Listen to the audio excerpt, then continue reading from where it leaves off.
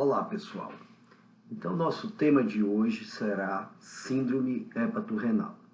Vocês sabem que a síndrome hepatorrenal é um evento extremamente comum em cirróticos internados, notadamente aqueles que têm ascite. Para a gente entender a síndrome hepatorrenal, nós temos que compreender essa cascata de alterações fisiopatológicas que existem na cirrose hepática.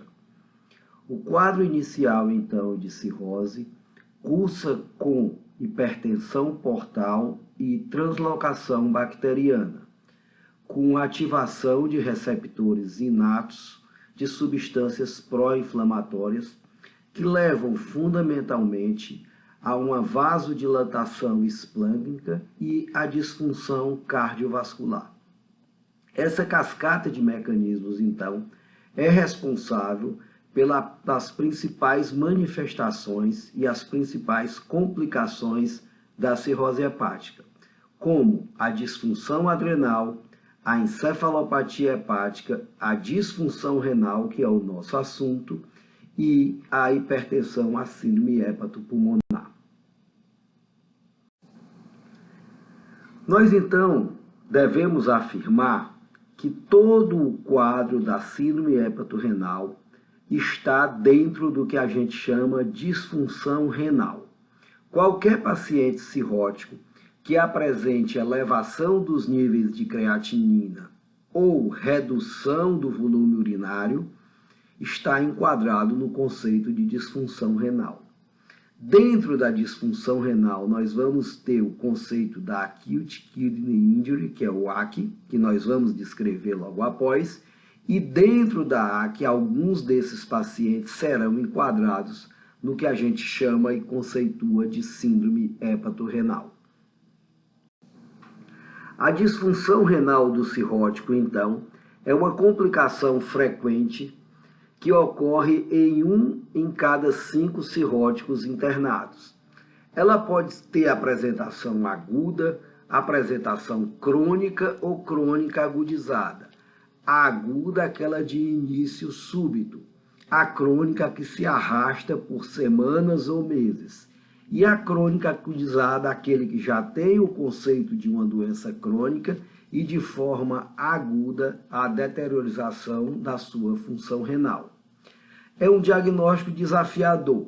Rapidamente, nós temos que definir se a disfunção renal é pré-renal, se o paciente se enquadra num quadro de síndrome hepatorrenal, se é uma doença renal parenquimatosa ou se é um evento pós-renal. Nós temos a dificuldade da utilização de marcadores de disfunção renal no cirrótico. A creatinina isolada, sem a ureia, continua sendo o principal marcador de disfunção renal. Nós temos que fazer alguns comentários sobre isso. A creatinina na cirrose, ela às vezes não sobe como deveria subir. O paciente cirrótico ele tem pouca massa muscular, ele tem sarcopenia, e isso faz com que seus níveis de creatinina sejam mais baixos. A icterícia, o nível de bilirrubina, também interfere na dosagem da creatinina. Então, se o paciente tem hiperbilirrubinemia, o nível de creatinina pode estar falseado. E a gente sabe que o cirrótico também é hemodiluído, o que faz com que os níveis de creatinina sejam mais baixos. Por conta disso, vários marcadores são estudados na literatura. E o mais promissor é o NGAL, que é a lipocalina associada à gelatinase neutrofílica, mas que, no entanto, ainda não se consolidou na prática clínica como um marcador de disfunção renal no cirrótico. O que se recomenda é que se continue utilizando a creatinina e se dê muito mais valor do estudo isolado de um nível de creatinina e sim a gente estudar a evolução da creatinina, ver o quanto ela sobe num determinado tempo e quanto isso significaria para que a gente pudesse caracterizar a disfunção renal do cirrótico. O conceito, então, de Acute Kidney Injury se caracteriza por alguns dados. O primeiro seria a elevação da creatinina de mais de 50% do mais recente valor basal dos últimos 3 meses.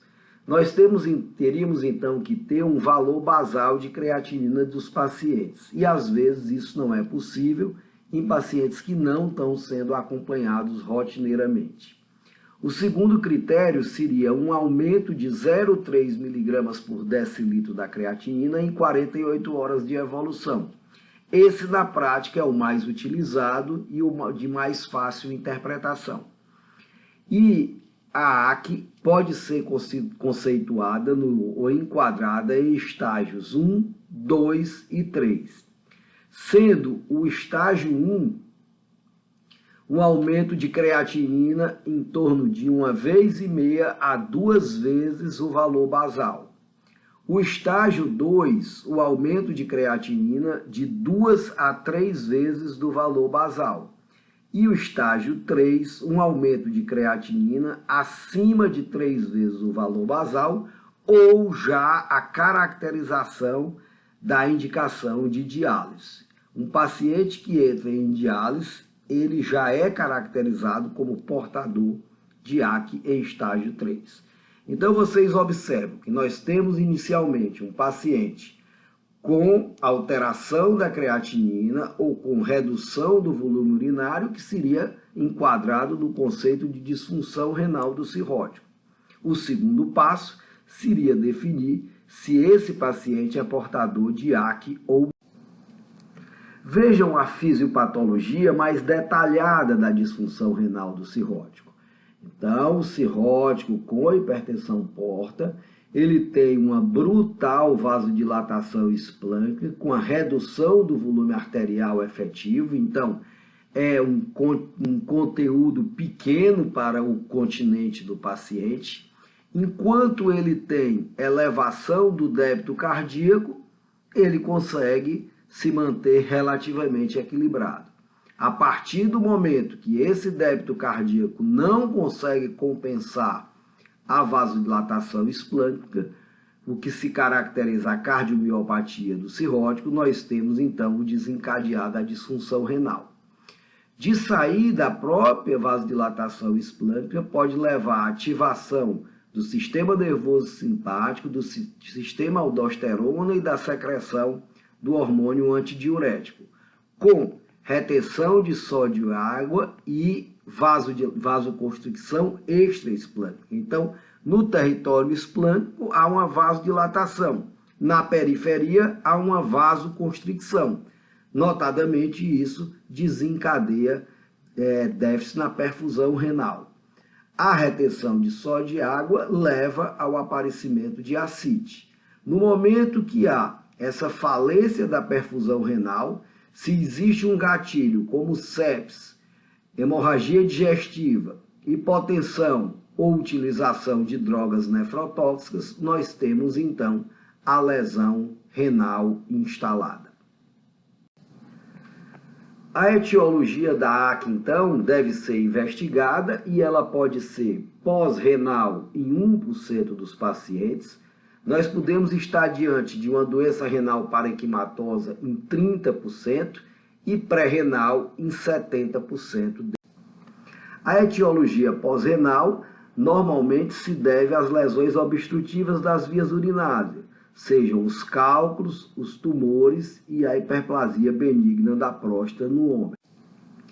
A doença renal parenquimatosa, ela está associada a uma série de fatores que podem ocorrer no cirrótico.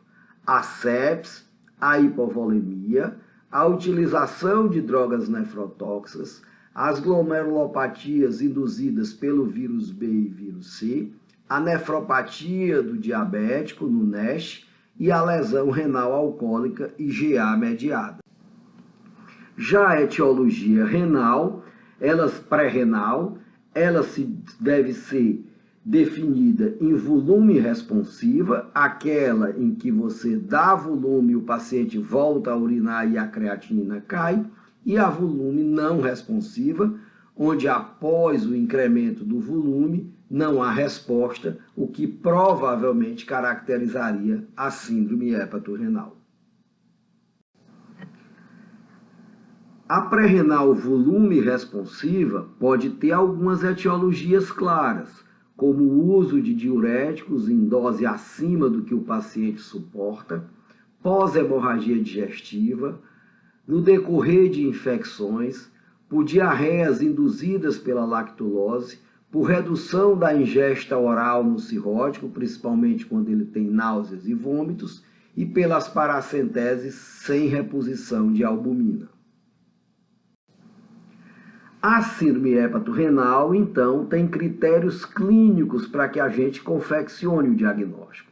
Que critérios são esses? Primeiro, o paciente tem que ter o diagnóstico de cirrose e tem que ter ascite. Nós já devemos ter enquadrado o paciente no conceito AC. Não deve haver melhora da creatinina após 48 horas de suspensão de diuréticos e de expansão volêmica com albumina. Não há história de choque, não há uso recente de drogas nefrotóxicas ou contrastes e, estruturalmente, não há sinais de doença renal parenquimatosa, seja pela análise do sumário de urina ou por achados ultrassonográficos. Então, na prática, é um paciente que entra em disfunção renal, você enquadra ele no conceito AC, e você expande com albumina e não a resposta. Junto com isso, não pode ter história de choque de uso de drogas nefrotóxicas e estruturalmente, através da análise do sumário de urina e do ultrassom, os rins são normais. Nós classificamos então a síndrome hepatorrenal em dois tipos. O tipo 1, que é o mais frequente, ocorre em 75% dos casos, onde há um rápido aumento da creatinina. A creatinina normalmente está em torno de 2,5 no prazo de 1 a 2 semanas de evolução e tem uma mortalidade de 50% em 2 semanas se não é tratada. A tipo 2 ocorre em 25% dos casos. Ela é uma doença indolente, caracterizada principalmente por ascite refratária. A creatinina normalmente está em torno de 1 mês e tem uma evolução razoável por cerca de 6 meses. As linhas de conduta da síndrome hepatorrenal. Então, inicialmente você enquadrou o seu paciente como disfunção renal, encontrou dados que ele é portador de AC e dentro daqueles parâmetros clínicos ele foi enquadrado como portador de síndrome hepatorrenal. O que fazer? Nós temos então as medidas gerais, o tratamento específico da síndrome hepatorrenal e, por fim, a indicação de transplante ou apenas de suporte clínico. Vejam que na disfunção renal do cirrótico, vocês confeccionam esses diagnósticos de AC e de síndrome hepatorrenal à medida que vocês vão avaliando e vão tratando o paciente. Então, é possível que você mude de ideia no decorrer do tratamento de acordo com a resposta que o paciente apresenta. As medidas gerais, então, quais são? Primeiro, reconheça e suspenda possíveis causas de AC, que nós já citamos. Trate a doença hepática primária, trate o vírus C, trate o vírus B, o doente tem que parar de beber, use imunossupressão e uma dificuldade que a gente tem hoje, que é o tratamento efetivo do NASH. Hidrate o seu paciente inicialmente com soro fisiológico associando a albumina. Se houver necessidade, faça paracentese de largo volume com reposição de albumina. A gente sabe que a paracentese de largo volume, ela descomprime as artérias renais, melhorando o fluxo plasmático renal. Suspeite sempre e trate possível peritonite bacteriana espontânea e monitore atentamente seu paciente quando a creatinina estiver já em torno de 1,5. O papel da albumina nesses pacientes. A albumina é bem mais que um expansor volêmico, ela reduz a atividade da renina, da aldosterona e do sistema nervoso simpático, tem ação antioxidante, imunomodulador e de detoxicação e melhora a disfunção sistólica e a incompetência cronotrópica que fazem parte da fisiopatologia da síndrome hepatolítica. Essa é a dose preconizada pelo Grupo Internacional de ACIT para a utilização da albumina na síndrome hepatorrenal. Bom, se você expandir o seu paciente com soro fisiológico e albumina e obteve resposta na melhora da diurese e na redução da creatinina, excelente, fica por aí. Se você não teve resposta inicial, é recomendável então o tratamento específico da síndrome hepatorrenal, que se faz com associação de terlipressina e albumina, norepinefrina e albumina ou midodrina, octreotide e albumina.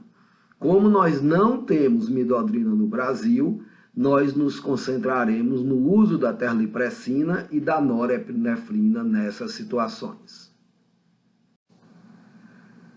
Por que usar essas drogas? Qual o racional?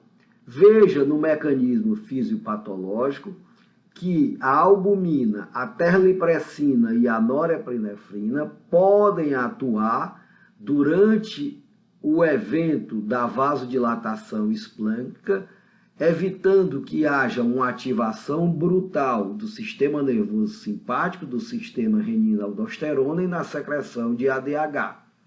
Por sua vez, a albumina e a norepinefrina têm ação também na manutenção do aumento do débito cardíaco, que é fundamental na manutenção, por sua vez, do fluxo plasmático renal, da perfusão renal.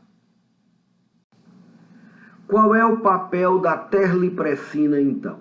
A terlipressina é um análogo sintético da vasopressina, tem resposta em torno de 40% a 50% dos cirróticos tratados.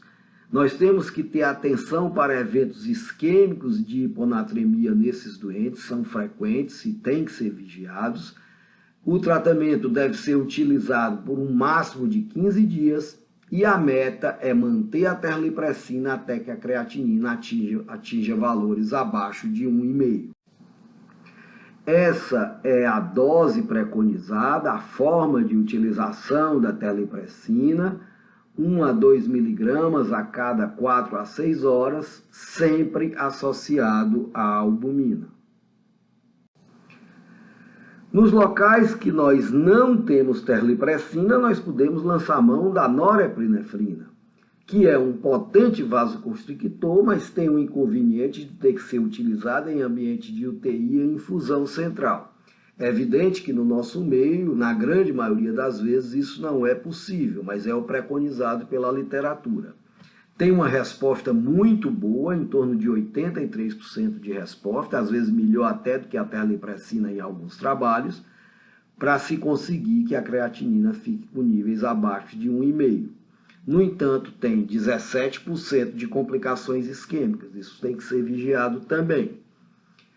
Há possibilidade de se fazer um esquema tríplice com norepinefrina, albumina e furosemida naqueles cirróticos muito anavarcados, onde além de ascite eles têm edema periférico muito intenso. Essa é a dose da nora, 0,5 mg hora, com aumento progressivo até elevar a PAM em 10, ou atingir um débito urinário acima de 200 em 4 horas, que é o dado mais fácil de ser acompanhado na prática diária.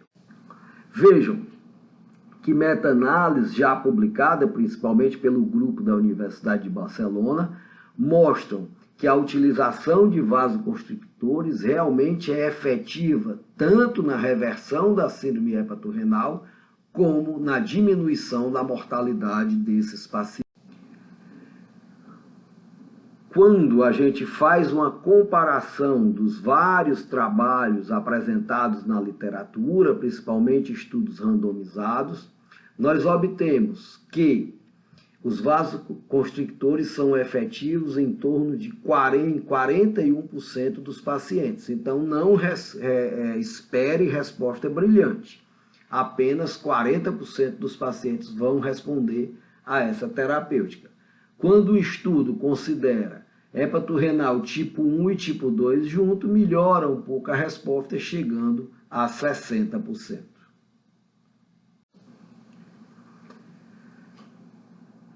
Se tem dúvida ou se tinha dúvida se a terlipressina teria algum valor ou seria realmente melhor do que a nora no tratamento desses pacientes. Alguns estudos foram feitos. Esse é um estudo importante, publicado pelo pessoal da ISO, que mostra que noradrenalina e terlipressina têm efetividade igual no tratamento da síndrome hepato-renal. Estudo da USP, em São Paulo, mostrando a comparação entre norepinefrina e terlipressina no tratamento da síndrome hepato-renal. Diamante no meio, mostrando que as duas drogas têm ação semelhante na reversão da síndrome hepato-renal.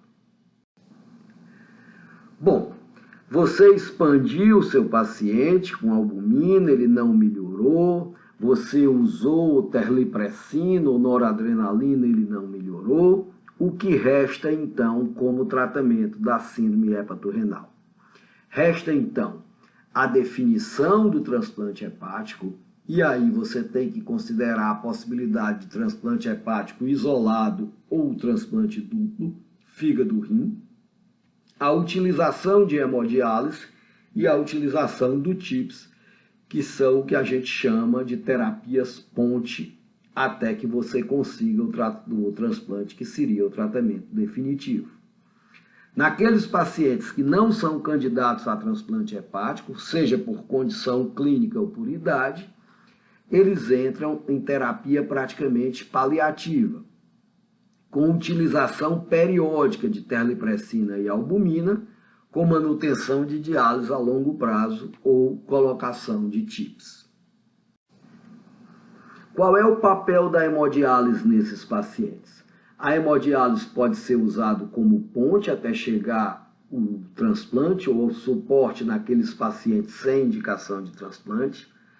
Há uma relação entre mortalidade e tempo de hemodiálise. Quanto mais tempo passa na hemodiálise, maior a mortalidade.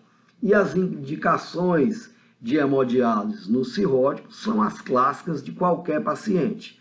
Acidose metabólica severa, sobrecarga de volume com edema agudo de pulmão e hipercalemia. Esse trabalho em vermelho, esse resultado desse trabalho em vermelho é interessante porque antigamente se achava que se poderia mandar paciente para transplante hepático sem fazer diálise. Isso, na realidade, não é verdade.